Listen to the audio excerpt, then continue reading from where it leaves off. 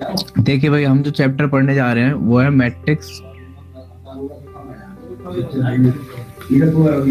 And determinant.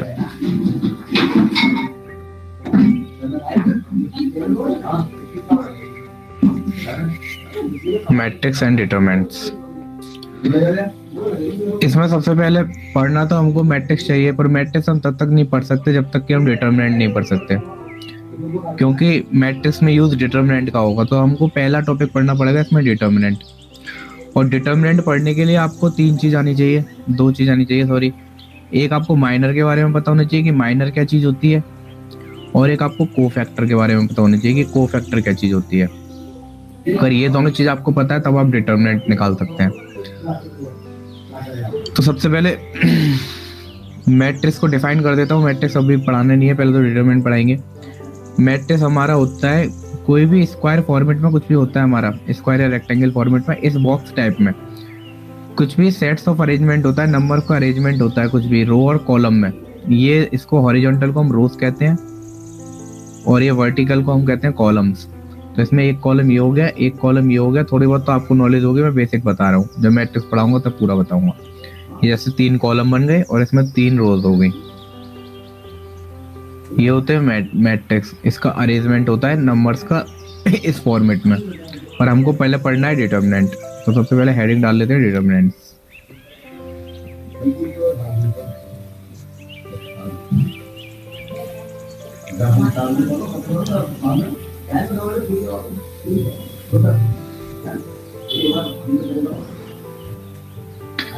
देखो भाई, सबसे पहले डिटर्मिनेंट को समझो। डिटर्मिनेंट क्या है?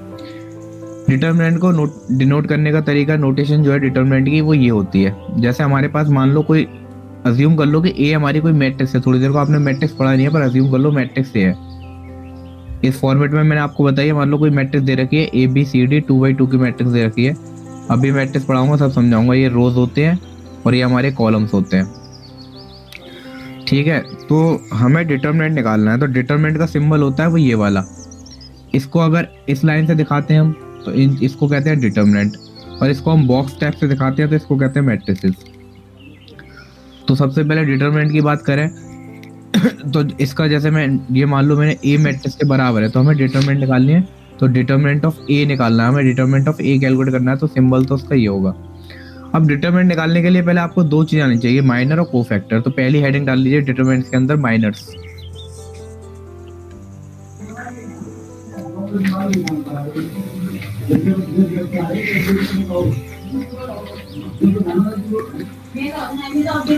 अब माइनर्स क्या होता है? देखो भाई, अगर हमारे पास कोई मैट्रिक्स है, उसमें हमारी कुछ ना कुछ रोज होंगी जिनको हम हॉरिजॉन्टल लाइन में लिखेंगे, और कुछ ना कुछ कॉलम्स होंगे जिसको हम वर्टिकल लाइन में लिखेंगे। सपोज कि हमारे पास दो रोज और दो कॉलम की मैट्रिक्स है। लिखने का तरीका ये होता है m into n. m into n मतलब n जो होता है रोज होती है हमारी, और n होता है कॉलम होता है। इसमें 2 रो को ले रहा हूँ और 2 कॉलम को ले रहा हूँ, तो इसकी एक मैट्रिक्स में अज्यूम कर लेता हूँ ए बी सी डी। कोई एलिमेंट ले लिया मैंने ऐसे ही जनरल फॉर्म में, ए बी सी डी, और ये 2x2 की मैट्रिक्स है। कैसे 2x2 की? देखो इसमें दो रो है, एक रो ये हो गई जिसमें ए और बी कंटेन हो रहे हैं, एक रो ये हो गई, तो दो तो रो हो गई इसमें, और दो इसमें कॉलम हो गए जिसमें कॉलम में ए और सी आ रहा है पहले कॉलम में, और दूसरे कॉलम में बी और डी आ रहा है। तो दो कॉलम, दो रोज और दो कॉलम, तो 2x2 की इसको कहते हैं मैट्रिक्स। अब मैट्रिक्स के 2x2 की कोई मैट्रिक्स दे रखी है, जैसे अज्यूम कर लेते हैं हम, let A is equal to A B C D, कोई 2x2 की मैट्रिक्स दे रखी है। अब इसमें माइनर क्या होगा? माइनर किसी एलिमेंट का निकलता है, पर्टिकुलर एलिमेंट का। अब जैसे हमें माइनर ऑफ ए निकालना है, ये पहला एलिमेंट है, इसका माइनर निकालना है, तो हम इसको नोटेट करेंगे एम से माइनर को, माइनर ऑफ ए। और इसको क्या लिख सकते हैं, ये मुझे देख के बताओ, कोई एक बच्चा बताओ ये कौन से कॉलम में आ रहा है और कौन सी रो में आ रहा है? पहला एलिमेंट ए फर्स्ट कॉलम में, फर्स्ट रो में आ रहा है, तो इसको लिखूंगा मैं ऐसे भी लिख सकता हूँ, एम ऑफ 1 1, मतलब फर्स्ट रो फर्स्ट कॉलम। अब माइनर का तरीका सिंपल होता है। अगर 2x2 की मैट्रिक्स है तो आप डायरेक्ट भी बता सकते हैं कैसे, जो ए के जो इसके अपोजिट होगा डायगोनली वो इसका माइनर होगा, जैसे इसमें डी हो गया। और बेसिक तरीका क्या होता है? बेसिक तरीका ये होता है, जिस रो और कॉलम में ए आ रहा है उसको हाइड कर लो। इसमें आ रहा है ए, इसमें आ रहा है ए, इनको हाइड कर लिया। अब जो एलिमेंट लेफ्ट रह गया वो हमारा माइनर रहता है, तो इसका हो गया डी। ऐसे आप देख के मुझे बता दीजिए माइनर ऑफ बी, जिसको मैं कह रहा हूँ माइनर ऑफ 1 2, क्योंकि फर्स्ट रो सेकंड कॉलम में आ रहा है, इसका माइनर ऑफ बी क्या होगा? सी। सी होगा सर। किसी को डाउट है इस चीज में? नहीं। बिल्कुल बेसिक चीज चल रही है अभी तो, चैप्टर की बिल्कुल बेसिक चीज है। माइनर ऑफ सी, जिसको मैं कह रहा हूँ एम ऑफ 2 1, इसका होगा B. And minor of D, इसका होगा ए। और माइनर ऑफ सी, इसका बी। चलो ठीक है, माइनर तक तो किसी को डाउट नहीं होना चाहिए, खासकर 2/2 के में। ये तो हो गया 2/2 के लिए, 2/2 मैट्रिक्स होगी तो उसके लिए। अगर एक ही कोई मैट्रिक्स होती है, जैसे मान लो कोई एक ही सिंपल मैट्रिक्स दे रखी है, ए इज इक्वल टू कोई मैट्रिक्स दे रखी है, एक ही एलिमेंट दे रखा है इसमें, तो भाई इसका माइनर भी यही है, इसका डिटरमिनेंट भी यही है, इसका सब कुछ यही है।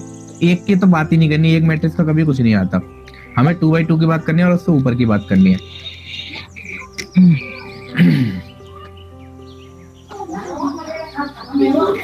अब देखो, अब जैसे मैंने 2/2 की बात कर ली, अब हमारे सिलेबस में ज्यादातर हमारे सिलेबस के अकॉर्डिंग 2/2 और 3/3 ये मैट्रिक्स रहती है अपने लीड के अकॉर्डिंग। तो हमने 2/2 के मैट्रिक्स ले ली, ए बी सी डी, जिसके पहले रो के एलिमेंट ने A B C D, D E F general form में ले रहा हूँ अभी मैं कोई डिजिट फॉर्म में नहीं ले रहा, जी एच आई। ये देखो इसमें 3 रोज है और 3 कॉलम है। कौन कौन सी 3 रोज हो गई? ये 3 रोज हो गई, पहली रो, दूसरी रो, तीसरी रो, R1 R2 R3। ये कॉलम हो गए C1 C2 C3। 3 रो 3 कॉलम, इसलिए 3 रो 3 कॉलम का लिखने का तरीका ये है 3/3। अब इसका माइनर निकालने का अलग चीज है।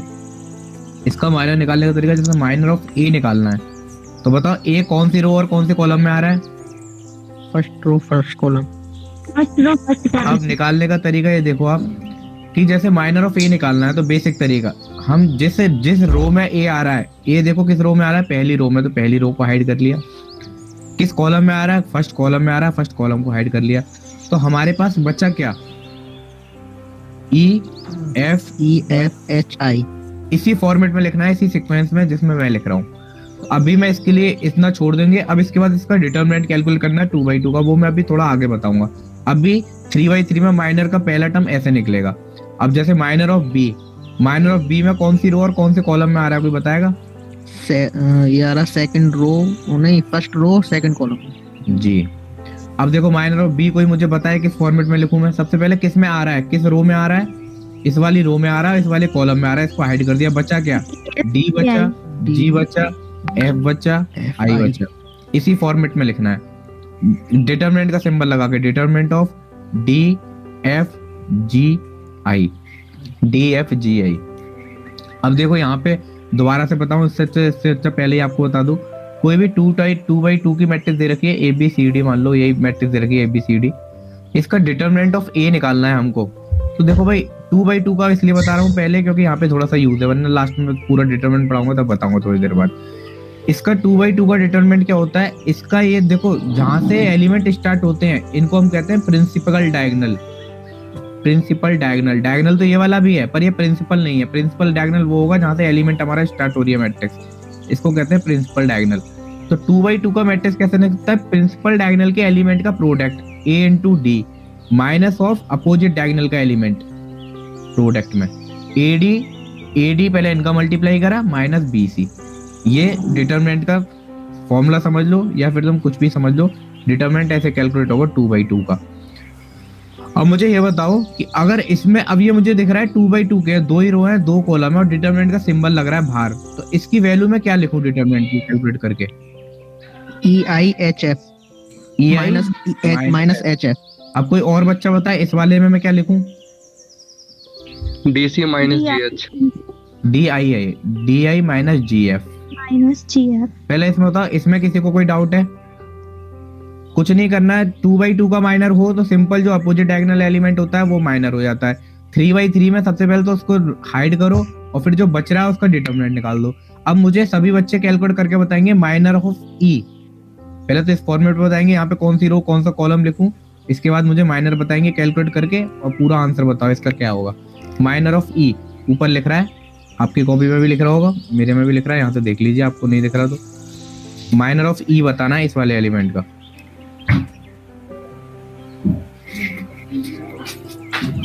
इसका माइनर बताना है इसका। Sir AI minus GC। AI minus GC, बिल्कुल ठीक है। 2 2। और किसी का आ रहा है AI माइनस GC?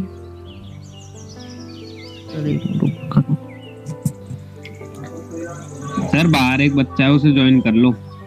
ये मुंजाल सर करेंगे, आप मुंजाल सर को मैसेज डाल दीजिए।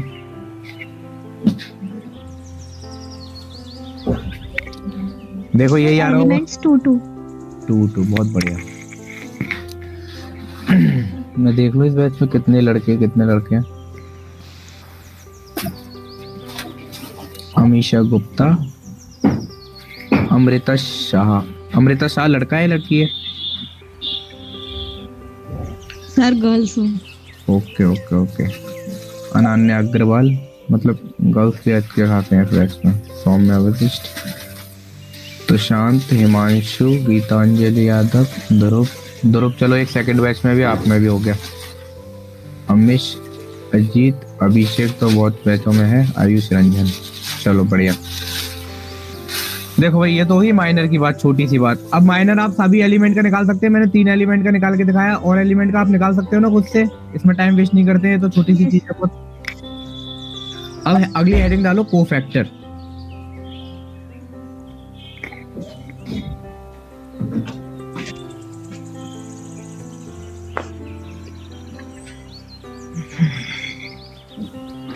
माइक ऑफ रखो, जब मैं पूछा करूं तब माइक ऑन करा करो। कोफैक्टर्स, इसमें थोड़ा सा चेंज है कोफैक्टर में। जैसे मान लो कोई 2/2 की मैट्रिक्स ही मान लेते हैं, हम अज्यूम कर लेते हैं 2/2 की मैट्रिक्स।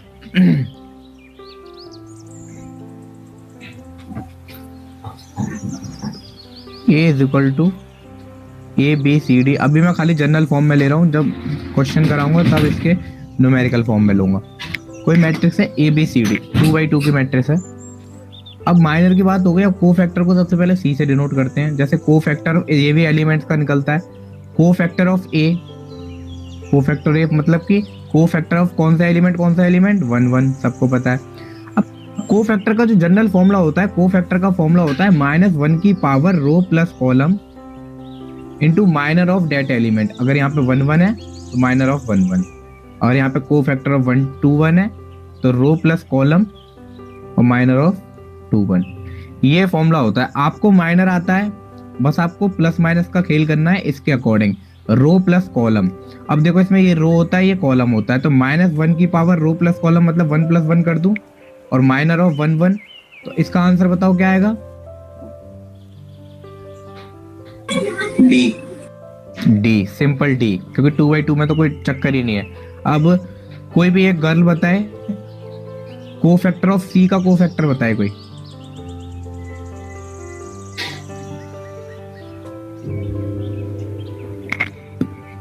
अनन्या है, अमृता है, अमीश है, जो भी है, कोई मुझे बताए उसका आंसर। सर माइनस का B कैसे? देखो यहाँ पे -1 की पावर कौन सा रो है ये? सेकंड रो और फर्स्ट कॉलम। -1 की power second row first column मतलब ऑड, पावर ऑड हो गई तो माइनस। और सबसे बढ़िया ये तो हो गया डायरेक्ट, मतलब कि किस वे से कंसेप्चुअल। और डायरेक्ट आपको 2/2 में कैसे याद रखने हैं कोफैक्टर, मैं बताता हूँ। ए कोई मैट्रिक्स दे रखी है ABCD, आपको कुछ नहीं लिखना, आपको कोफैक्टर लिखना है इस फॉर्मेट में। कोफैक्टर लिख रहा हूं मैं यहाँ पे, कोफैक्टर यहाँ पे plus M of A minus M of B plus M of C plus minus plus. मतलब कि क्या नोटेशन रही साइन की? बस जैसे माइनर लिखने हैं वैसे ही लिखने हैं, साइन बस ये रहेगा 2/2 में, प्लस माइनस प्लस, और माइनर बिल्कुल सेम माइनर लिख दो। ए का माइनर क्या होता है? ए का माइनर अपोजिट वाला D। बी का माइनर क्या होता है? C माइनस का C। C का माइनर क्या होता है? B माइनस का B। D का माइनर क्या होता है? A पॉजिटिव का। ये खुद आ जाएंगे पॉजिटिव नेगेटिव। 2/2 में डायरेक्ट आप सिंबल याद रखने हैं, साइन डायरेक्ट याद रखने हैं, आपको कोफैक्टर फॉर्मूला लगाने की जरूरत नहीं है, डायरेक्ट ऐसे निकालने हैं। अब बात करते हैं 3/3, वो थोड़ा कंसेप्चुअल है। 2/2 में तो कहीं भी दिक्कत नहीं आएगी, चाहे इनवर्स हो, एडजॉइंट हो, मैट्रिक्स हो, कुछ भी हो, 2/2 में किसी चीज में आपको प्रॉब्लम नहीं आएगी। आती है हर चीज में प्रॉब्लम आती है 3/3 में। अब जैसे कोफैक्टर ऑफ ए मैट्रिक्स, को ए मैट्रिक्स हमने अज्यूम कर ली, A B C D E F G H I. देखो भाई सिंपल बेसिक चीज लगानी है, जैसे मैंने बताया था cofactor of A that is cofactor of 1 1 that is -1 की पावर, क्या लिखूं -1 की पावर बताओ? 1+1 1+1 और माइनर ऑफ ए, आप इसका कैलकुलेट करके बताओ। माइनर ऑफ ए बता चुका हूं मैं, 3/3 में कैसे निकालते हैं, बस आपको एक एलिमेंट का कैलकुलेट करना है और एक एच का कैलकुलेट, 2 एलिमेंट का कैलकुलेट करो कुछ बच्चे, और कुछ बच्चे इसका कैलकुलेट करो कोफैक्टर ऑफ जी। सेम तरीका है बिल्कुल, साइन का फिर बाद में शॉर्ट तरीका बता दूंगा, पहले आप इतना कैलकुलेट करो, दोनों आंसर एक साथ बताओ। सर सीजी का BF माइनस EC आएगा। सीजी का क्या आएगा? BF minus EC। BF minus EC, positive negative? Positive. ठीक है, एच का बताओ। पेन चलाने की जरूरत नहीं होनी चाहिए ऐसे क्वेश्चनों में, तो ऐसी चीजों में पेन चलाने की जरूरत है? आपको ऐसे ही दिख रहा है, मैट्रिक्स दिख रही है, एच का पूछा है, एच को हाइड कर दिया, ऐसे हाइड कर दिया, AF बचा माइनस DG, प्लस माइनस देख लेंगे बाद में, माइनस AF माइनस DC। और बच्चे देखो जिनको नहीं समझ में आया वो भी देखो, और किसी एलिमेंट का निकाल के देखो, ई का निकाल के देखो। तो बेसिक अच्छे होंगे तो क्वेश्चन करने में आगे कम परेशानी आती है। Sir AI minus GC। किसका बता रहे हो? E का। E का AI minus GC, positive negative? Sir positive. ठीक है, चलो ये तो हो गई कोफैक्टर की बात। 2/2 का हो गया आपका, 3/3 का हो गया। अब इसके साइन की कन्वेंशन देख लेते हैं एक बार, यहाँ पे लिख लेते हैं साइन। साइन कैसे क्या क्या लगाने हैं? अगर हमारे पास 2/2 की मैट्रिक्स है, 2/2 की, तो कोफैक्टर का साइन ये रहेगा, प्लस माइनस माइनस प्लस, और माइनर लगा देना। माइनर आपको खुद ध्यान रखने की माइनर लगाना है। ए मैट्रिक्स 3/3 मैट्रिक्स है, तो उसका साइन का क्या रखना है? Plus minus plus minus plus minus plus minus plus. इधर से देखो अल्टरनेट, इधर से देखो अल्टरनेट, इधर से देखो अल्टरनेट, इधर से देखो अल्टरनेट, कहीं से भी देखो अल्टरनेट साइन है, प्लस से स्टार्ट होगा, प्लस पर ही खत्म हो जाएगा 3/3 का। यहाँ भी देख लो, यहाँ भी अल्टरनेट, यहाँ भी अल्टरनेट, यहाँ भी अल्टरनेट, यहाँ भी अल्टरनेट, अल्टरनेट साइन रहते हैं और माइनर लगा देते हैं इनके साथ साथ। तो ये तो बिल्कुल बेसिक वाली चीज हो गई कि जो आपने बिल्कुल बेसिक सीखा अभी तक, माइनर और कोफैक्टर। क्यों? क्योंकि डिटरमिनेंट पढ़ने के लिए माइनर और कोफैक्टर आपको आना चाहिए। पहले इसमें बताओ किसी में इसको दिक्कत है कोफैक्टर और माइनर में? मेरे हिसाब से नहीं होनी चाहिए, और किसी को है भी तो पूछे, शर्माए नहीं। अब आपका मेन हेडिंग स्टार्ट होती है डिटरमिनेंट्स, जिसके लिए हमने ये चीज सीखी। सबसे पहले 1/1 मैट्रिक्स की बात करेंगे। कोई 1/1 की जिसमें एक ही रो एक ही कॉलम, मतलब एक ही एलिमेंट है, उसका डिटरमिनेंट क्या होगा? डिटरमिनेंट का सिंबल, डिटरमिनेंट ऑफ किसी भी मैट्रिक्स का डिटरमिनेंट बताया जाता है। पहली बात, ये मैट्रिक्स है, इसका determinant of A is equal to, अगर कोई एक ही एलिमेंट है तो वही उसका डिटरमिनेंट हो जाएगा, सोचना ही नहीं है। अब बात करते हैं डिटरमिनेंट ऑफ 2 और 2 की। कोई मैट्रिक्स है A B C D, बताओ भाई, सबको मैं बता चुका हूँ डिटरमिनेंट क्या होता है 2/2 का। Sir AD minus BC। AD minus BC, इसमें किसी को डाउट नहीं होना चाहिए। अब आता है डिटरमिनेंट ऑफ 3/3, जो आपके सबसे ज्यादा यूजफुल है। A B C D E F G H I। देखो 3/3 में डिटरमिनेंट क्या, आप भी पढ़ के आए हो, डिप्लोमा वाले बच्चे हैं, मुझे पता है, थोड़ा बहुत सब पढ़ के आते हैं, डिप्लोमा में सब चीज सिखाया जाता है। फिर भी मैं बिल्कुल बेसिक से लेके चल रहा हूँ, जिससे किसी बच्चे ने नहीं भी सीखा हो तो वो भी कर सके। देखो भाई, डिटरमिनेंट हम किसी भी, जैसे इसमें 3 रोज हैं, 1 रो 2 रो 3 रो, ऐसे 3 कॉलम है, 3 रो 3 कॉलम में से किसी के भी करस्पॉन्डिंग हम डिटरमिनेंट कैलकुलेट कर सकते हैं। बट एट अ टाइम हमें एक ही चीज लेनी है, या फिर कॉलम 1 ले लो, या फिर रो 1 ले लो, या फिर कॉलम 2 ले लो, या फिर कॉलम 3 ले लो, कुछ भी ले लो, पर एक टाइम पे एक ही एलिमेंट्स के साथ डिटरमिनेंट निकालना है। पर जो ज्यादातर बेसिक होता है वो फर्स्ट रो के साथ जाते हैं, फर्स्ट रो के साथ डिटरमिनेंट कैलकुलेट करते हैं। अब मैं फर्स्ट रो के साथ डिटरमिनेंट ऑफ ए कैलकुलेट करूंगा 3/3 का। कैसे करते हैं? सबसे पहले तो इस रो में जो एलिमेंट आ रहा है उसको लिखते हैं ए, सिंपल। जो एलिमेंट आ रहा है उसको लिखते हैं माइनस, फिर क्या करते हैं इसको, जैसे आप माइनर निकाला था ना, कोफैक्टर निकाला था, बस वही तरीका करना है, ई आई माइनस एच एफ। और आपको एक और तरीका दिखाऊं, पहली बार लिख रहा हूँ इसलिए ओपन करके लिखता हूँ।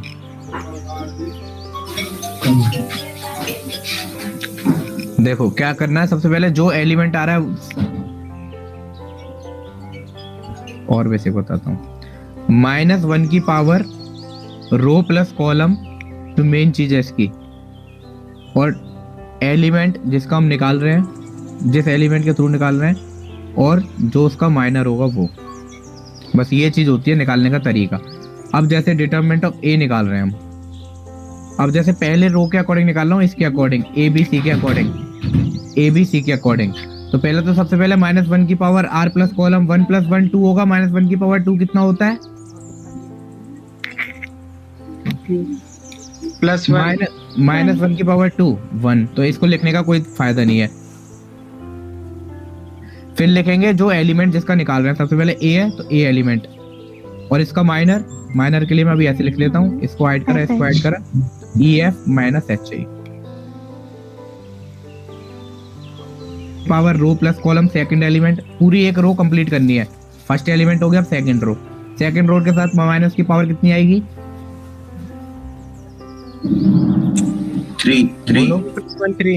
3 आएगी, तो मतलब कि नेगेटिव रहेगा, तो ये वाला साइन नेगेटिव रहेगा, -1 ही रहेगा, और -1 इसका determinant E F G H I. अब लास्ट एलिमेंट कितना है? सी, उसकी पावर देख लेना, -1 की पावर थर्ड, फर्स्ट रो और थर्ड कॉलम आ रही है 4 होगी, जो कि पॉजिटिव होगी, इसलिए सी लिख रहा हूं मैं खाली, और इसका डी ई जी एच। बस ये तरीका है माइनर कैलकुलेट करने का। तो आप कहीं से भी माइनर कैलकुलेट कर सकते हैं, सेम इस साइन से, इस साइन से, इस साइन से, कहीं से भी माइनर कैलकुलेट करना है। माइनर का भी सेम तरीका प्लस माइनस का वही है जो कोफैक्टर का था, बस इसमें एक चीज क्या ऐड हुई है, इसमें बस एक चीज ये ऐड हुई है कि इसमें हर एलिमेंट जिस एलिमेंट के साथ देते हैं उस एलिमेंट का भी मल्टीप्लाई करते हैं। जैसे यहाँ पे बी का मल्टीप्लाई रह गया, यहाँ बी का मल्टीप्लाई भी करेंगे, सी का मल्टीप्लाई करेंगे, और कोफैक्टर में ये मल्टीप्लाई नहीं कर रहे थे। अब ये तो हो गया बेसिक। अब आपको मैं बताता हूँ क्वेश्चन को, अब ये तो जनरल फॉर्म में चल रहा था, अब क्वेश्चन में देखते हैं कैसे निकालते हैं, जैसे कि आपको ज्यादा क्लियर हो। जनरल फॉर्म इतनी क्लियर नहीं होती है स्टूडेंट्स की। अब जैसे मैं आपको, मुझे आप बस आंसर बताना जिसके समझ में आ गया। ए मैट्रिक्स ले ली मैंने, 2 - 1 3 -2, इसका मुझे डिटरमिनेंट ऑफ ए बताओ। सभी बच्चे बोलेंगे क्रॉस मल्टीप्लाई करो इसको, माइनस करो, क्रॉस मल्टीप्लाई इसको, तो 2 चलो 2 × -2 करूंगा तो माइनस का 4, फिर एक मैंने माइनस लगाया, फिर 3 × माइनस करूंगा तो माइनस का 3 आएगा, पर एक माइनस पहले से लग रहा है तो पॉजिटिव 3 हो जाएगा, डेट इज -1। पहले 2/2 में तो किसी को डाउट नहीं होना चाहिए मेरे अकॉर्डिंग, और किसी को डाउट है तो पूछ लो। अब देखते हैं 3/3 का, 3/3 का देख लेते हैं भाई। ए मैट्रिक्स ले ली मैंने, 1 2 -3 -1 0 4 2 -2 और 1, सिंपल मैट्रिक्स ले ली। अब इसका डिटरमिनेंट निकाल रहा हूँ। पहले मेरी बात सुनना, पहले आप एक बार देख लो फिर आप निकालना, कोई जल्दी नहीं है, आराम से पढ़ेंगे। मैं निकाल रहा हूँ फर्स्ट रो के अकॉर्डिंग, R1 के अकॉर्डिंग। इसके 3 एलिमेंट है, 1 एलिमेंट, 2 एलिमेंट, 3 एलिमेंट। सबसे पहले क्या करा, determinant of A equal to पहला एलिमेंट जो होता है उसको लिख लिया, फिर उसके बाद इसको मैंने हाइड करा, इसको हाइड करा, तो क्या बचा, मैं लिख भी नहीं रहा, डायरेक्ट कर रहा हूँ, इसको हाइड करा, इसको हाइड करा, 0 का 1 का मल्टीप्लाई करा 0, -2 का इसमें मल्टीप्लाई करा -8, और एक माइनस पहले से मतलब कि +8। फिर सेकंड वाले में साइन कन्वेंशन ये रहता है प्लस माइनस प्लस, फिर माइनस प्लस माइनस, फिर प्लस माइनस प्लस, जैसे कोफैक्टर में रहता है। तो सेकंड एलिमेंट नेगेटिव के साथ आएगा, तो नेगेटिव सेकंड एलिमेंट हट गया, 2 है, फिर 2 के साथ अंदर ब्रैकेट में आएगा, इसको हाइड करा मैंने और इसको हाइड करा, तो 1 और 1 का करेंगे -1 और ये करेंगे -8, तो माइनस का 9। फिर इसके थर्ड के साथ साइन क्या आता है, पॉजिटिव आता है साइन, -1 की पावर करने की जरूरत नहीं है, बस साइन याद रखो। 3 एलिमेंट लिख लिया, -3 एलिमेंट, इसको ऐड करा, ये हो गया 2 और ये हो गया 0, तो यहाँ पे 2 बचा। तो इसका कैलकुलेट करके कितना आ गया, इसको कैलकुलेट करने ना आपका आंसर आ जाएगा। तो ये बताओ, पहले ये बताओ, किसी को एक रो के निकालने में किसी को दिक्कत है? किसी को डिटरमिनेंट निकालने में दिक्कत है? No sir. अब किस सबका डिटरमिनेंट निकालना है, तो मुझे एक काम करो, इसी मैट्रिक्स का डिटरमिनेंट निकाल के दिखाओ सेकंड रो के अकॉर्डिंग, R2 के अकॉर्डिंग। इस बार R1 के अकॉर्डिंग नहीं, इस बार R2 के अकॉर्डिंग। सभी बॉयज एंड गर्ल्स जितने भी हैं सभी मुझे बताएंगे R2 के अकॉर्डिंग। एलिमेंट भी पूछूंगा कौन सा क्या आ रहा है।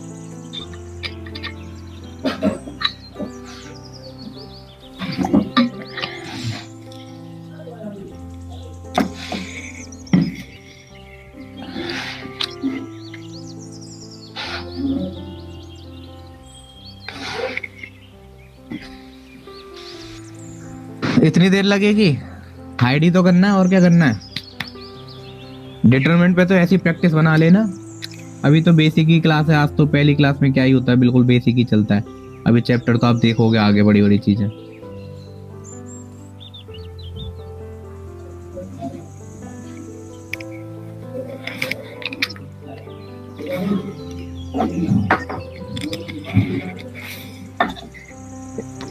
-24 सर। -24 कैसे आ जाएगा? यहाँ से हम देखते हैं तो ये कितना आ रहा है, 20 नहीं आ रहा यहाँ से, या तो फिर पहला वाला गलत निकाला है। -12।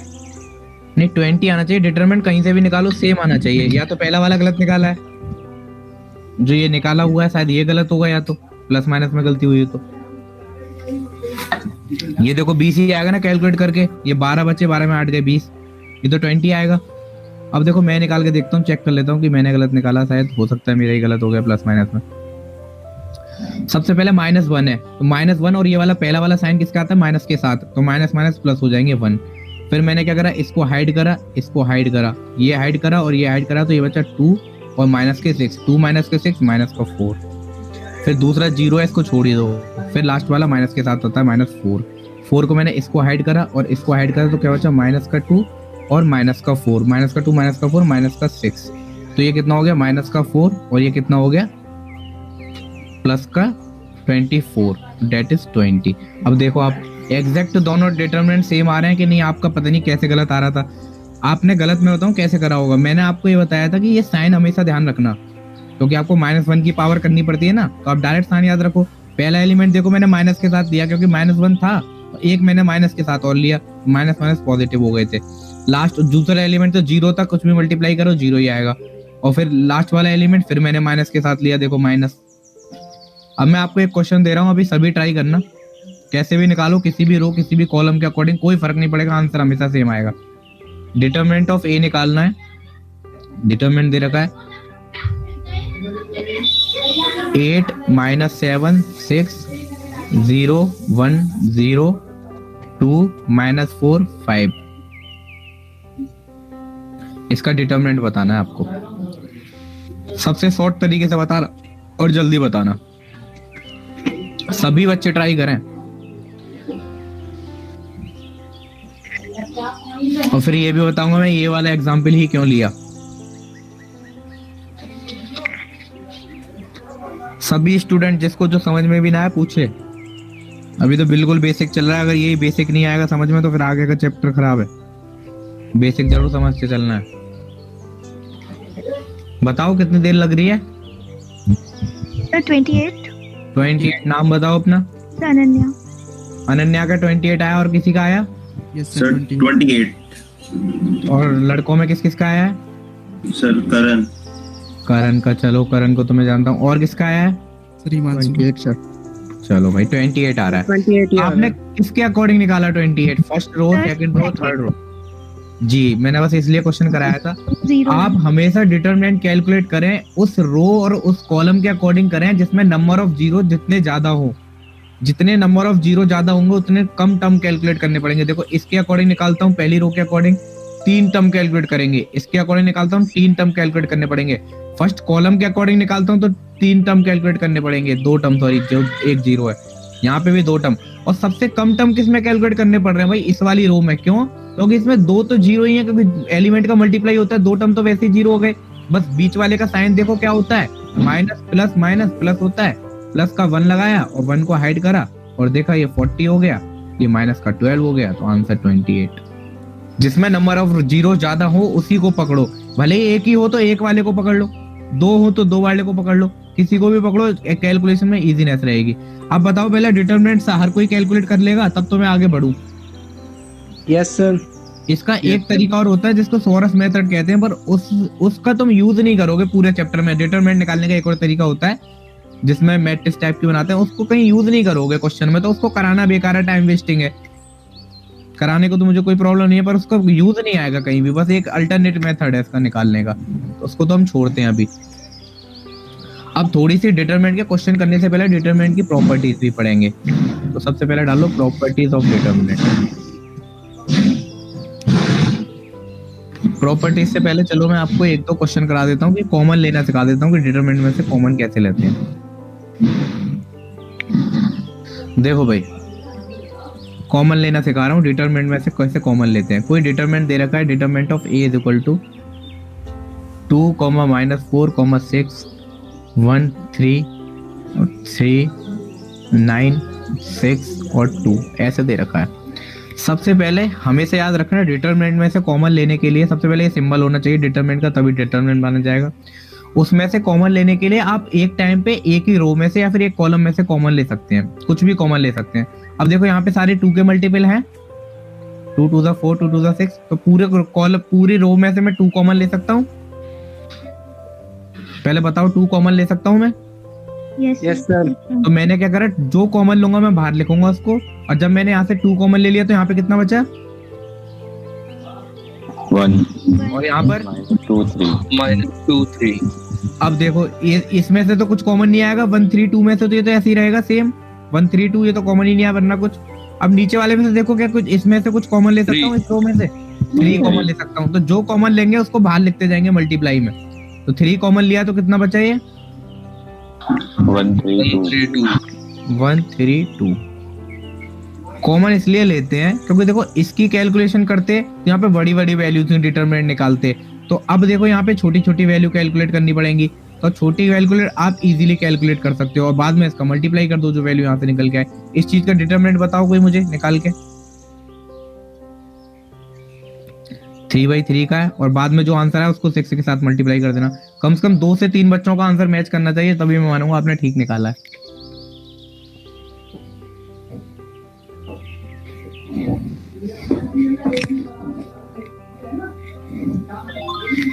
अभी तो ये समझ लो आपने अभी तक तो कुछ पढ़ा ही नहीं है, अभी तो आप डिप्लोमा वाली चीजें पढ़ रहे हो जो आप पहले से पढ़ के आए हो, बस मैं तो उसको रिकॉल करा रहा हूँ, आपको रिवाइज करा रहा हूँ।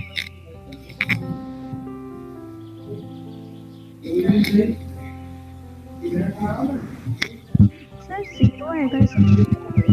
0 कैलकुलेट करा है, ऐसे ही बोल रहे हो? सर 0 आएगा। चलो भाई 2-3 बच्चों का 0 आ गया तो हो सकता है 0 आ रहा हो, मैंने कैलकुलेट नहीं करा है। तो अब यहाँ से डाल लीजिए हेडिंग आप प्रॉपर्टीज ऑफ डिटरमिनेंट।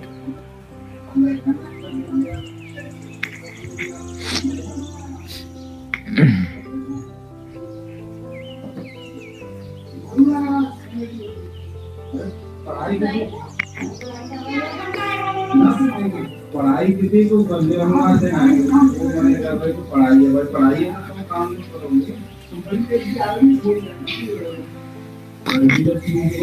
देखो भाई properties of determinant, properties of determinant बताने के लिए मैं 1-2 टर्म आपको एक्सप्लेन करना चाहूंगा। सबसे पहले इसमें एक टर्म होता है मैट्रिक्स में ट्रांसपोज, जिसको डिनोट करते हैं हम टी से। अब जैसे कोई मैट्रिक्स दे रखी है A matrix is equal to ABCD 2/2 की मान लेते हैं, ज्यादा नहीं। अब हमसे इसको कह रहा है कि ए का ट्रांसपोज निकालो, तो उसका नोटेशन ये होती है, ऊपर टी लगाते हैं ऐसे, ए का ट्रांसपोज, इस मैट्रिक्स का ट्रांसपोज। तो ट्रांसपोज का मतलब क्या होता है अभी ऐसे ही समझ लो, बाद में लिखाऊंगा जब मैं पढ़ाऊंगा, अभी तो प्रॉपर्टी में यूज होगा इसलिए बता रहा हूँ यहाँ के साथ के साथ। तो ट्रांसपोज का मतलब होता है कि इंटरचेंजिंग ऑफ रो और कॉलम, जो चीज रो है उसको कॉलम बना दो, जो चीज कॉलम है उसको रो बना दो। अब देखो मैं इसका इंटरचेंज करना चाहूँ कैसे, इसमें ये वाली रो थी R1, इसको C1 बना दो, इसको कॉलम है, इसको कॉलम, इसको रो है, इसको कॉलम के फॉर्मेट में लिखेंगे। जैसे ए भी यहाँ पे रो फॉर्म में लिख रही है, यहाँ पे कॉलम के फॉर्म में लिखेंगे। ए बी देखो पहला कॉलम बन गया।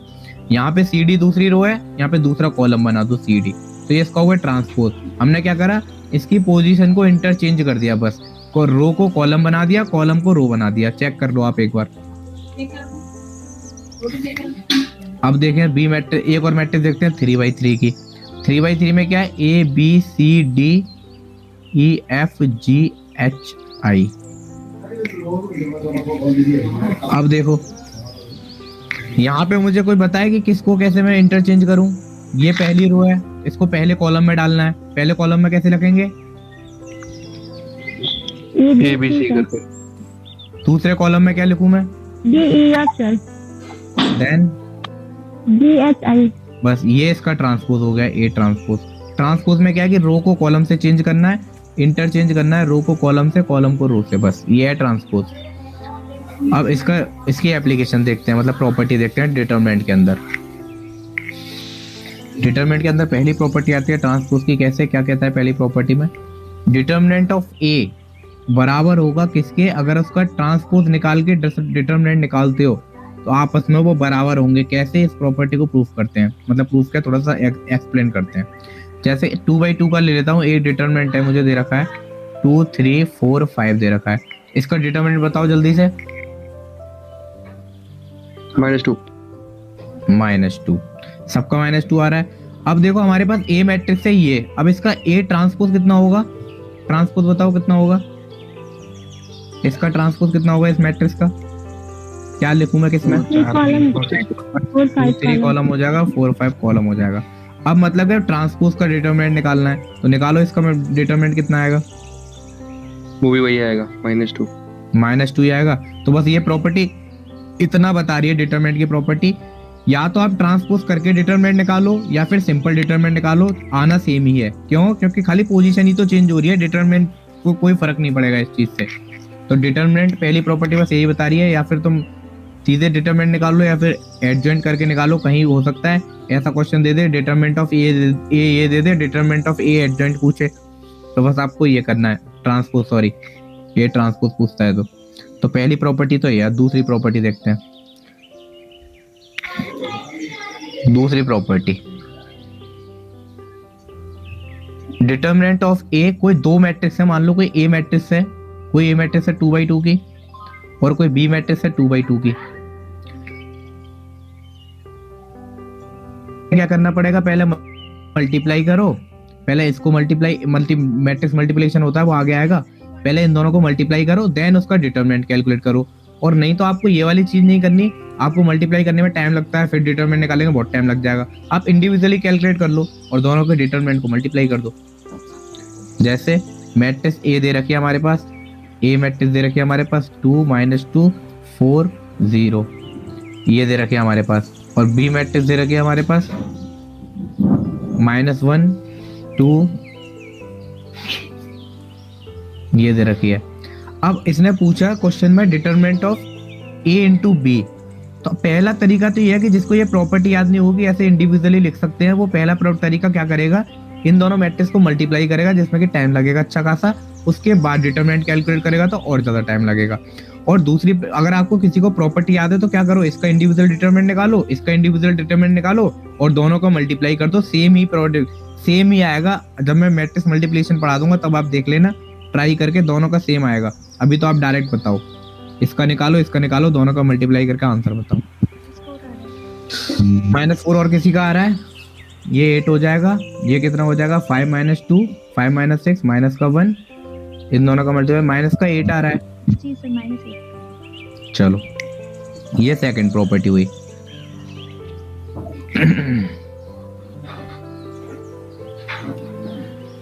देखो थर्ड प्रॉपर्टी देखते हैं, बेसिक वाली प्रॉपर्टी चल रही है बिल्कुल। Determinant of A plus B, अगर कोई दो मैट्रिक्स को सम कर रहे हैं, पहले एडिशन कर रहे हैं और देन उसका डिटरमिनेंट, इसमें ये गलती मत कर देना कि इसका इंडिविजुअली डिटरमिनेंट निकाल के ऐड कर दो, ये नॉट इक्वल टू होता है, इस चीज का ध्यान रखना। सबसे पहले आपको एडिशन करना पड़ेगा, देन डिटरमिनेंट निकालना पड़ेगा, इसको डायरेक्ट ऐसे नहीं कर सकते। फोर्थ प्रॉपर्टी, इफ 2 रोज और कॉलम, या फिर 2 कॉलम की बात कर रहे हैं, 2 रोज की बात कर रहे हैं, इन अ determinant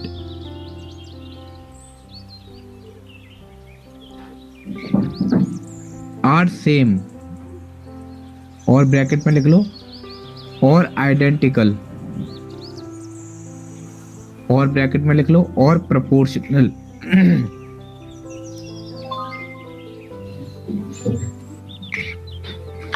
then determinant is equal to 0, determinant is equal to 0। पहले पॉइंट लिख लो फिर मैं इसको समझाता हूँ।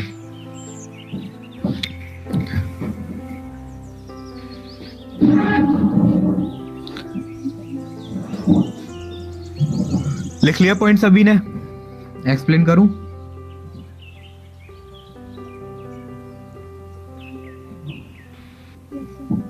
देखो भाई क्या कह रहा है, इफ 2 रोज और 2 कॉलम्स इन अ डिटर्मिनेंट, कोई डिटर्मिनेंट मान लेते हैं ये, इसमें 2 रो मान लो, एक पहली रो ये गई, दूसरी रो ये गई, 2 रो मान लेते हैं, 3 रो है, चलो मान लेते हैं। कह रहा है 2 कॉलम या फिर 2 रो, मैं रो को लेके चल रहा हूँ, इन अ डिटर्मिनेंट आर सेम, मतलब सेम मतलब जैसे ये 2 3 5 है तो ये भी 2 3 5, ठीक है भाई, यहाँ पे कुछ भी हो कोई फर्क नहीं पड़ता। 2 सेम, ये दोनों रो सेम हो गई या फिर कोई 2 कॉलम सेम हो जाएं तो उसका डिटरमिनेंट कैलकुलेट करने की जरूरत नहीं है, आंसर डायरेक्ट 0 आएगा। पहला पॉइंट तो ये हो गया। सेम और आइडेंटिकल दोनों चीज सेम होती है, इनका कोई फर्क नहीं है, पर प्रोपोर्शनल चीज अलग होती है। प्रोपोर्शनल का समझते हैं, प्रोपोर्शनल का खेल क्या है। सबसे पहले तो मुझे ये बताओ इसका डिटरमिनेंट क्या होगा।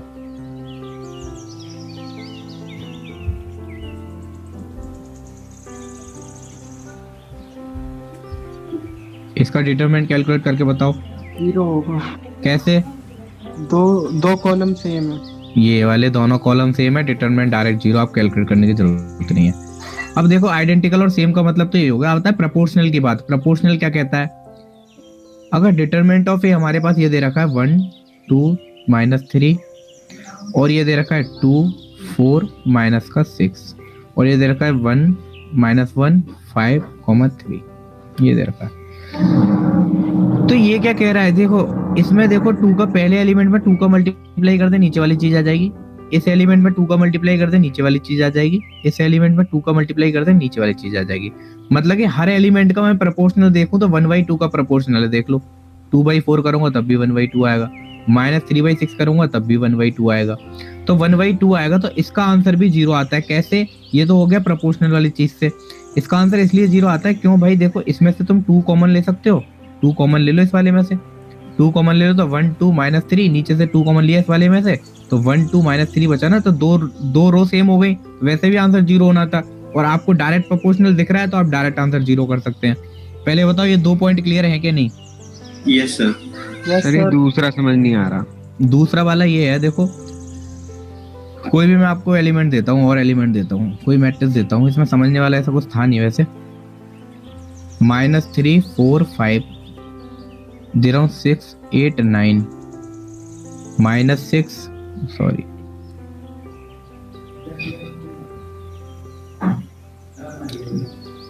माइनस का 9 12 और 15। इसका डिटरमिनेंट जिसको समझ में नहीं आ रहा वो देख के बताइए 1 मिनट क्या होना चाहिए। ऐसे आपको डायरेक्ट समझ में नहीं आ रहा, 0 होना चाहिए। आपको डायरेक्ट नहीं भी दिख रहा तो आपको नहीं दिख रहा कोई चक्कर नहीं है। ये आपको नहीं दिख रहा कि 1/3 के प्रोपोर्शनल में कैसे, इसको 3 से मल्टीप्लाई करो, पहले रो के सभी एलिमेंट को सेम नंबर से ही मल्टीप्लाई होना चाहिए, तो नीचे वाले रो आ जाएगी, लास्ट वाली रो। देखो 3 से मल्टीप्लाई करा 15 आ गया, 3 से मल्टीप्लाई करा ये आ गया, ये आ गया। अगर आपको प्रोपोर्शनल ये भी नहीं दिख रहा है कि सेम है तो आप क्या करो, आप बिल्कुल बेसिक मेथड से जाओ। कौन से मेथड से? आपको जब ये नहीं दिख रहा पर आपको इतना तो समझ में आ रहा होगा कि नीचे वाली में सब 3 के मल्टीप्लाई है, क्योंकि ना इसमें से 3 कॉमन ले सकते हो नीचे वाली में से, तो 3 कॉमन ले लो नीचे वाली में से। -3 4 5 6 8 9 और 3 कॉमन लिया तो ये -3 ये 4 ये 5। अब तो 2 रोज सेम बन गई, अब तो 0 आएगा आंसर। जैसा देखना चाहो आपका नजरिया है, जो आपको दिख जाए वो अच्छा है, जो नहीं दिखे वो अच्छा है, ठीक है। ये आप पे डिपेंड करते हैं। क्वेश्चन करेंगे अभी और चीजें देखेंगे, अभी पहले प्रॉपर्टीज लिख लो। अब एक प्रॉपर्टी है जो कि डायरेक्ट कुछ चीज आती है, if all element of row column. एक पॉइंट और लिख लो पहले, जो भी नंबर हो, पॉइंट का नंबर ध्यान नहीं है मुझे। If all element of a row, row को R से लिख रहा हूँ, और कॉलम को C से लिख रहा हूँ, if all element of a row और column in a determinant, determinant को सिंबल से लिख रहा हूँ, are zero, then determinant is also zero. क्यों? क्योंकि जब एलिमेंट का मल्टीप्लाई होता है, जब पूरी एक रो ही जीरो हो गया, एक रो कॉलम ही जीरो हो गया, कैसे? इसका कोई डिटर्मिनेंट पूछ ले, 1 2 3 4 5 कुछ भी दे दे, इसका जीरो होगा, क्योंकि एक रो ही पूरी जीरो हो गई, उसको अकॉर्डिंग निकाल रहे हैं तो डिटर्मिनेंट जीरो होगा। इस पॉइंट का मतलब इतना है कि कोई भी पूरी एक रो या कॉलम सभी एलिमेंट जीरो हो जाए उसके, तो डिटरमिनेंट जीरो आएगा बिना सोचे समझे।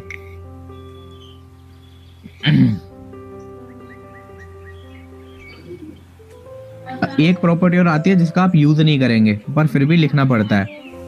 इफ सम ऑफ द, मैं आपको साथ के साथ बताता भी रहूंगा क्या यूज में आएगा क्या यूज में नहीं आएगा। If sum of the element, किसी किसी को दिख जाता है तो बहुत बढ़िया बात है, किसी किसी को नहीं दिखता है तो आपको कैलकुलेट करना पड़ेगा। प्रॉपर्टीज है, प्रॉपर्टीज याद कर लोगे, समझ लोगे तो बहुत फायदा होगा क्वेश्चंस में।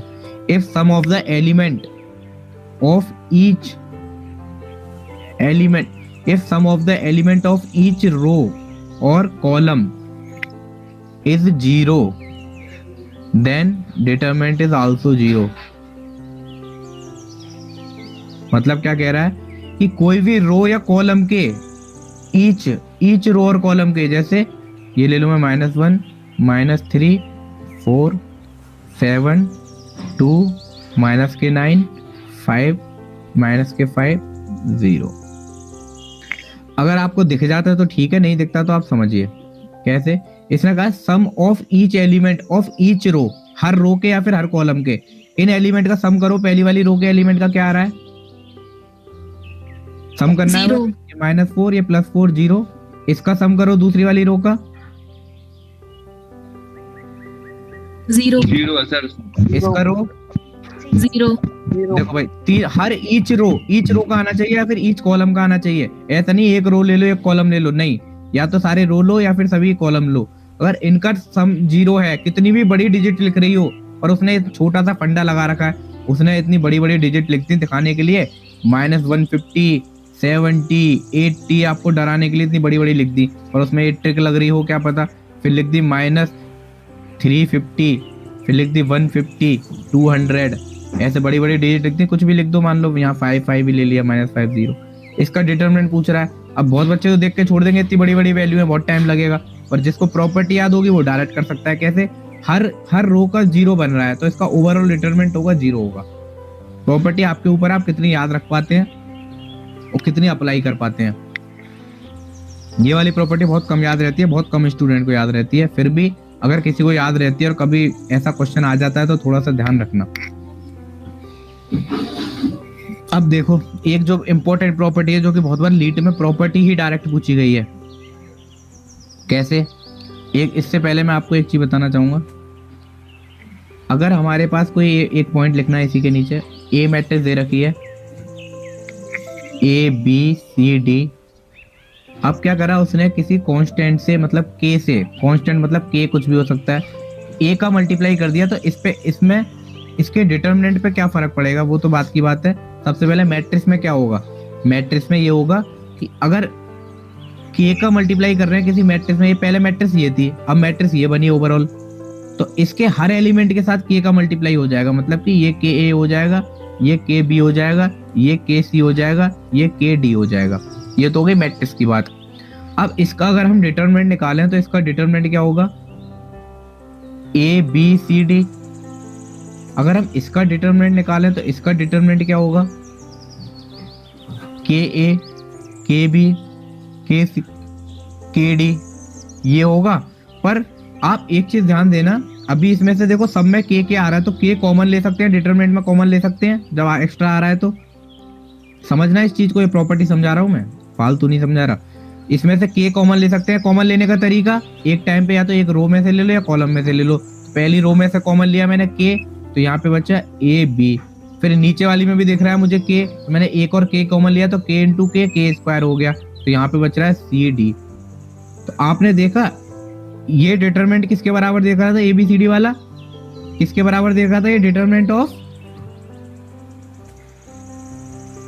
ये किसके डिटरमिनेंट के बराबर दे रखा था, ऊपर इसकी वैल्यू किसके बराबर है, डिटरमिनेंट ए के बराबर। डिटरमिनेंट ऑफ ए के बराबर। तो इसमें क्या चीज नहीं हुई, इसमें ये बता रहा है कि अगर ए का डिटरमिनेंट ये है, ए का डिटरमिनेंट ये है, अगर उस ए मैट्रिक्स के साथ किसी कांस्टेंट का मल्टीप्लाई कर देते हैं, कि ए का डिटरमिनेंट है, किसी कांस्टेंट का मल्टीप्लाई कर देते हैं, तो उसकी पावर कुछ बाहर आएगी और डिटरमिनेंट वही रहेगा। कितनी पावर बाहर आएगी वो डिपेंड करेगा इसके ऑर्डर पे।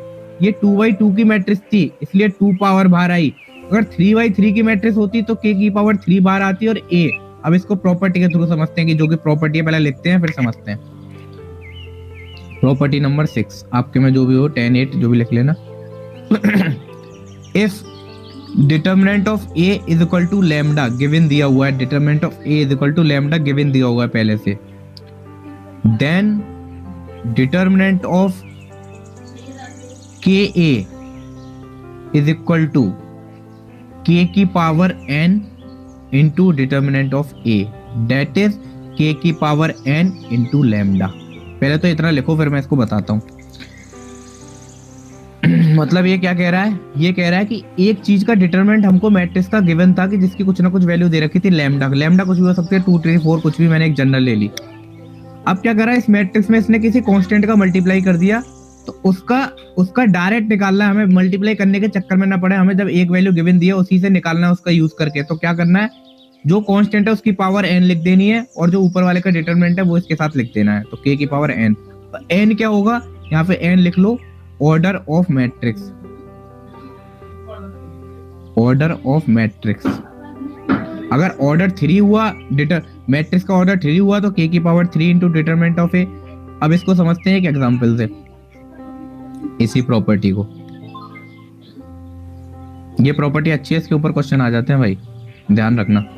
देखो भाई, अगर हमें क्वेश्चन दे रखा है if determinant of a is equal to 4 then find the determinant of, find the determinant of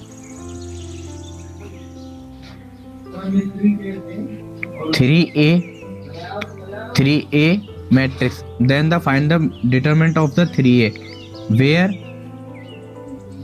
a is 3/3 matrix।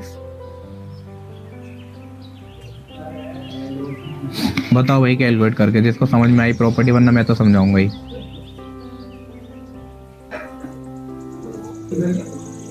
सबसे पहले क्वेश्चन पढ़ो। इसने जैसे यहाँ पे लैम्डा, डिटरमिनेंट लैम्डा दे रखा था, इसने डिटरमिनेंट ऑफ a दे रखा है 4, लैम्डा की जगह 4। फाइंड द डिटरमिनेंट, जैसे इसने ka करा था यहाँ पे 3a करा हुआ है, a के साथ 3 का कांस्टेंट का मल्टीप्लाई करा है। तो इसका डिटरमिनेंट क्या होना चाहिए, सबसे पहले determinant of 3a is equal to क्या होना चाहिए, k की पावर n, मतलब 3 की पावर n कितना है, n ऑर्डर, 3 का ऑर्डर है, 3 की power 3 into determinant of a, determinant of is equal to 4। तो ये कितना हो गया, जो भी कैलकुलेट करके आया। पहले बताओ ये प्रॉपर्टी का मतलब समझ में आया, सबको समझ में आया? Yes sir. चलो अब समझ में आया तो अब आगे क्वेश्चंस की बारी। अब जो मेन प्रॉपर्टी है वो तो बाद में लिखाऊंगा, बेसिक वाली प्रॉपर्टी चल रही थी। अब लीड के कुछ क्वेश्चन इनके ऊपर बने हुए हैं, वो देखते हैं। हाँ जी, अगर और होगा नहीं इंटीजर ही होगा, और इंटीजर में भी पॉजिटिव होगा। ऑर्डर कभी भी नेगेटिव नहीं हो सकता और फ्रैक्शनल में नहीं हो सकता।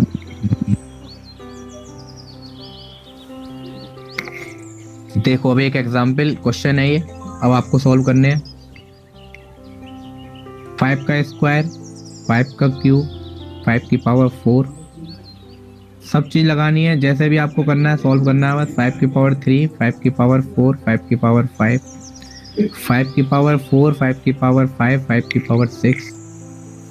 इसका डिटरमिनेंट पूछा है, ऑप्शन दे रखे हैं, ए ऑप्शन 0, बी ऑप्शन 5 की पावर 12, सी ऑप्शन 5 की पावर 13, डी ऑप्शन 5 की पावर 9।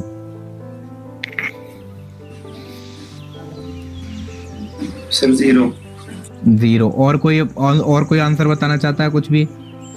एक आंसर आया 0 का, किसका आया है, नाम बताओ। करण। चलो करण का आया भाई। और कोई बताना चाहेगा?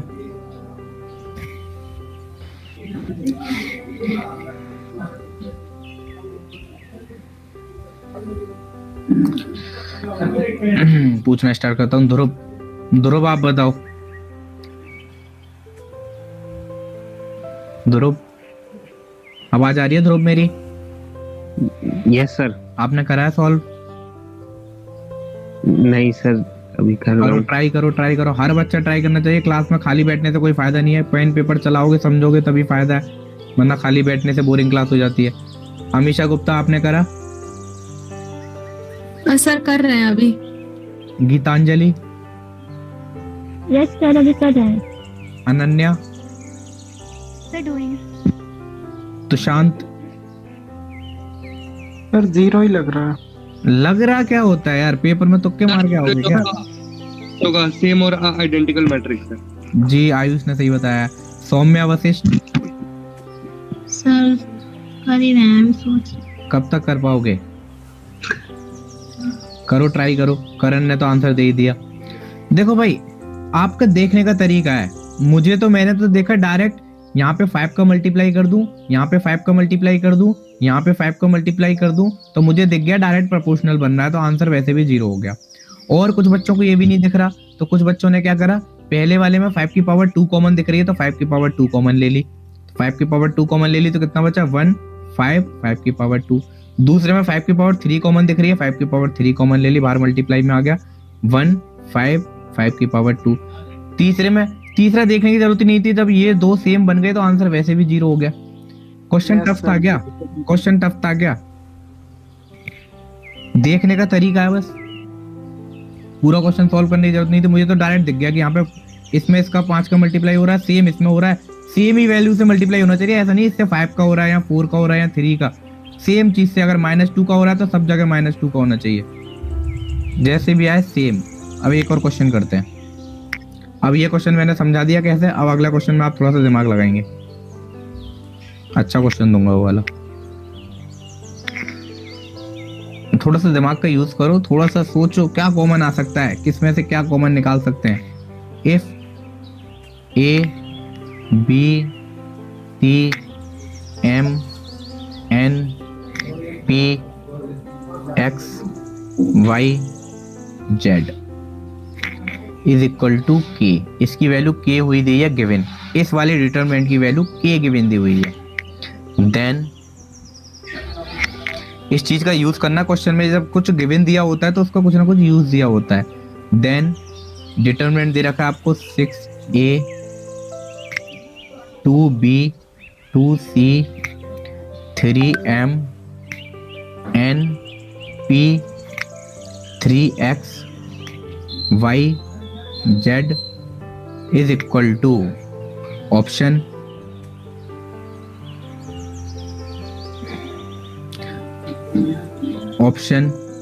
पहला ऑप्शन, दूसरा ऑप्शन। पहला ऑप्शन 6K, दूसरा option 3K, third option 4K और आपका last option fourth option 3। Sir 6 क्या आएगा? आंसर का नाम बताओ पहले जिसका आ रहा है। करण। चलो करण का आ रहा है भाई, और बताओ किसका आ रहा है।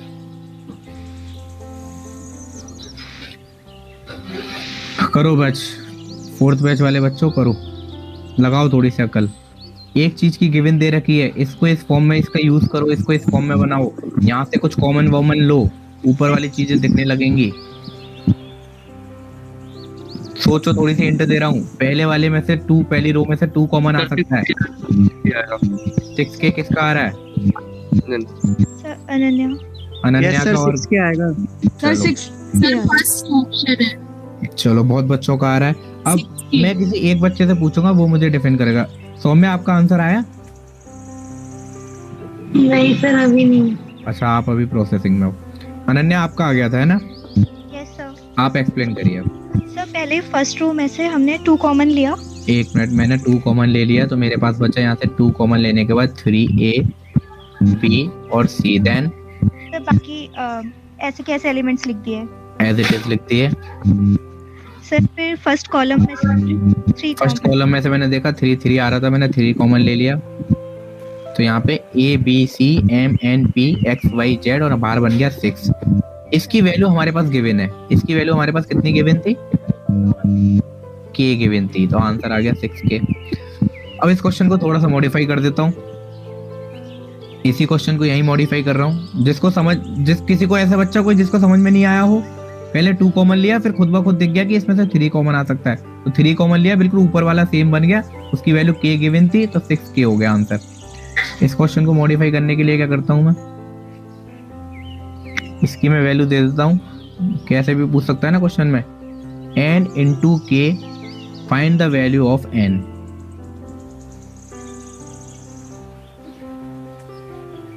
मैं क्वेश्चन को थोड़ा सा मॉडिफाई कर दिया। अब बताओ इसमें n की वैल्यू क्या आएगी?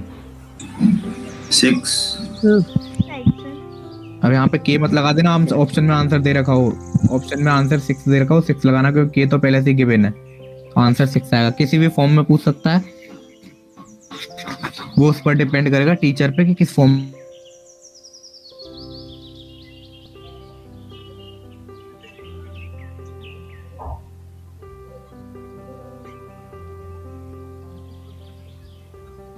बेसिक के क्वेश्चन आएंगे डिटरमिनेंट, खाली डिटरमिनेंट के ऊपर आया तो, वरना ज्यादातर इनवर्स और एडजॉइंट के ऊपर आते हैं, और वो अभी मैट्रिक्स के आगे चैप्टर में, अभी वो चैप्टर अभी मैट्रिक्स का स्टार्टिंग है, मैट्रिक्स का बिल्कुल बेसिक चल रहा है, बच्चों वाली चीज कहते हैं ना इसको, वो चल रही है अभी। अब थोड़ी सी इंपॉर्टेंट चीज बताता हूँ, प्रॉपर्टीज के अंदर ही पॉइंट है, प्रॉपर्टीज के अंदर पॉइंट है use of determinants in coordinate geometry.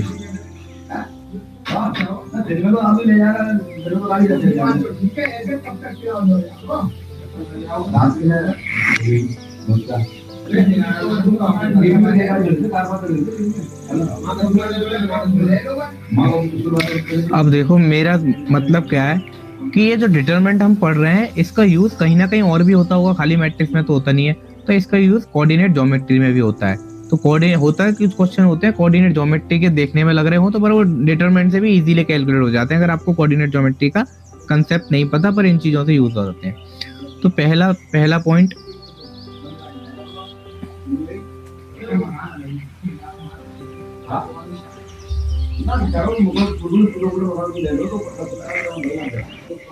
अब इसमें नोट डाल के लिखना, ये पॉइंट बड़े इंपॉर्टेंट है, इसलिए प्रॉपर्टी में नोट डाल के लिखना। पहला पॉइंट लिखना, if 3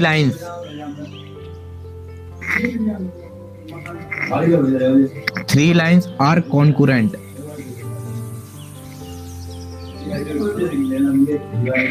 3 lines are concurrent.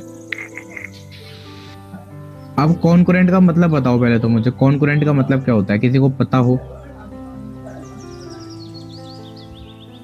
Concurrent का मतलब किसी को पता हो?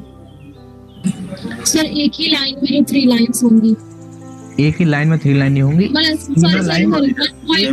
3 लाइन पास होंगी जी, एक ही पॉइंट से 3 लाइन पास कहते हैं, तो उन लाइन को कहते हैं कॉन्करेंट लाइन, और जिस पॉइंट पे पास होती है उसको कहते हैं कॉन्करेंट पॉइंट।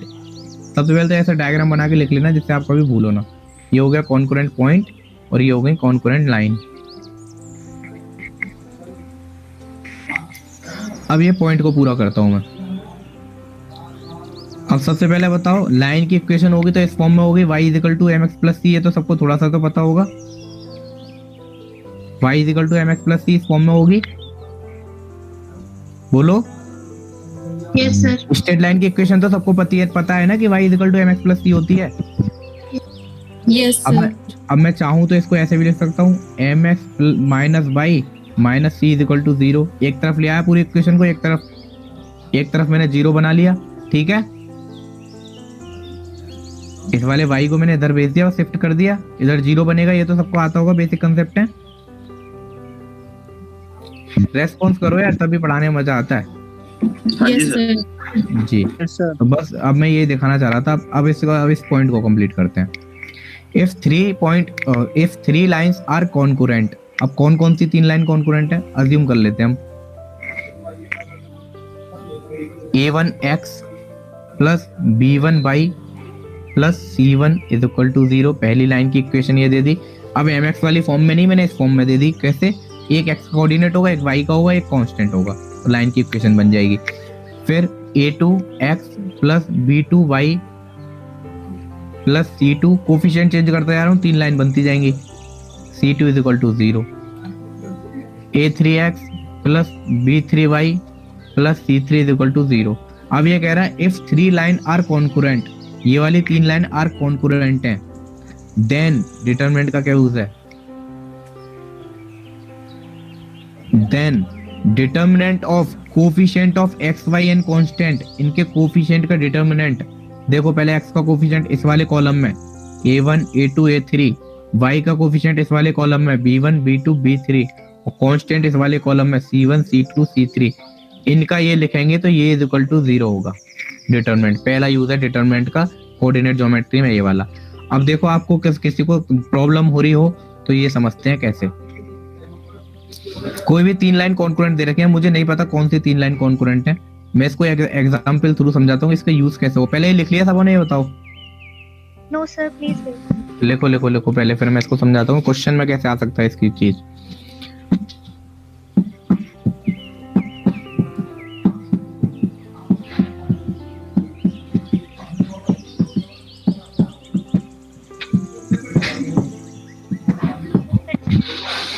चलो देखो अब इसके ऊपर क्वेश्चन कैसे आ सकता है। एक तो कोऑर्डिनेट ज्योमेट्री का क्वेश्चन बन सकता है, 3 लाइन पूछी है, कॉन्कुरेंट पूछी है, पूछ सकता है कि ये कॉन्कुरेंट है क्या नहीं। 3 लाइन कोई भी गिवन दे दी तो पूछ लेगा कॉन्कुरेंट है क्या नहीं। अगर उनका कॉन्कुरेंट चेक करने के लिए अगर उनका डिटरमिनेंट, जैसे मैं क्वेश्चन दे देता हूँ आपको, क्वेश्चन दे दो, if 3 lines are 4x minus 3y plus 1 is equal to 0, 2x minus 4y plus 3 is equal to 0 और minus 2x plus y minus 1 is equal to 0। 3 lines are concurrent or not। Answer आपको बताना है कि concurrent है या नहीं।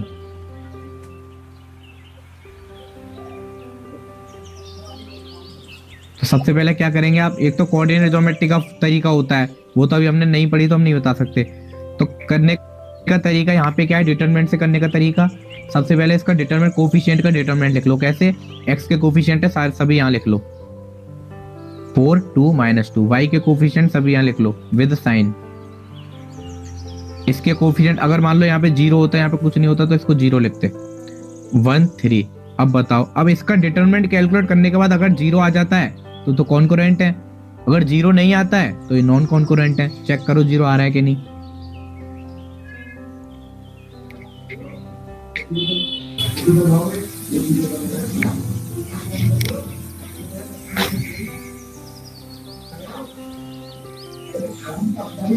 Determinant calculate करना है बस, इस वाले कॉलम के अकॉर्डिंग कर दो। सर नॉट इक्वल टू आ रहा, नॉट इक्वल टू आ रहा है मतलब कि कॉन्कुरेंट नहीं है। अब जिसका नहीं निकला है वो खुद से चेक करना भी एक बार। अभी मैं आप बता रहा हूँ, ये तो मैंने बेसिक क्वेश्चन बस समझाने के लिए ऊपर वाली चीज क्या लिखी है। अब इसके ऊपर क्वेश्चन कैसे आता है वो देख लो आप। क्वेश्चन आएगा find the value of p if given 3 lines are concurrent. ऐसे क्वेश्चन आता है। लाइन क्या क्या दे रखी है, 4x minus 3y plus 1 is equal to 0, kx plus 2y minus 2 is equal to 0, 3x minus y plus 0 sorry plus 1 कर लेते, plus 3 कर देते हैं, प्लस 3 is equal to 0। अब इसमें क्या पूछा है, k की वैल्यू पूछी है आपसे, p की वैल्यू, यहाँ p है सॉरी k की जगह।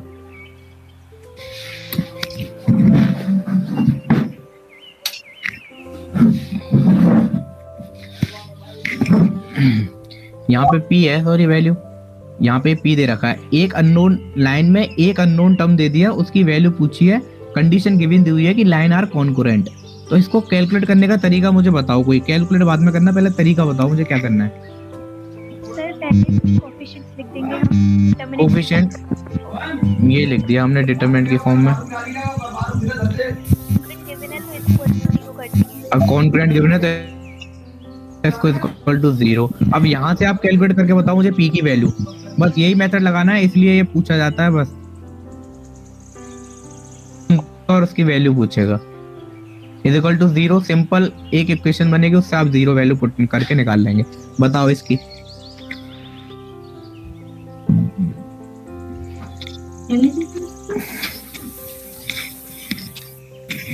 कितनी देर की होना 10 मिनट।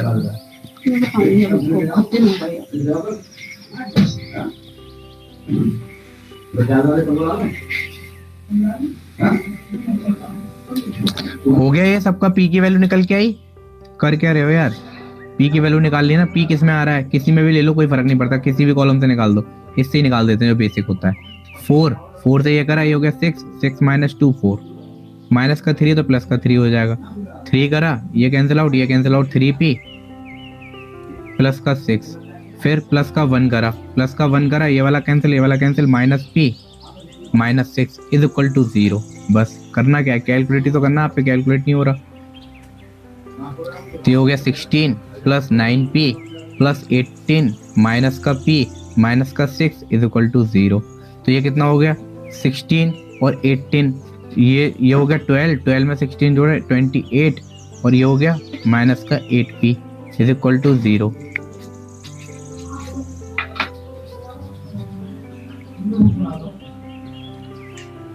तो p इज इक्वल टू 28/8। ठीक है, यस सर। ऐसे टाइप के क्वेश्चन कर लोगे। Yes sir. चलो आज की क्लास को यहीं रखते हैं, फिर आगे इसके और कंटिन्यू करेंगे। जब अभी तो हमने बिल्कुल बेसिक ही पढ़ा है, अभी कोई ज़्यादा चीज़ें नहीं पढ़ी हमने, बिल्कुल बेसिक चीज़ें पढ़ी हैं। अभी तो मैट्रिक्स, अभी तो मेन मैट्रिक्स स्टार्ट ही नहीं हुआ, मैट्रिक्स ही नहीं देखी, अभी तो आपने डिटरमिनेंट के बारे में जाना है थोड़ा सा।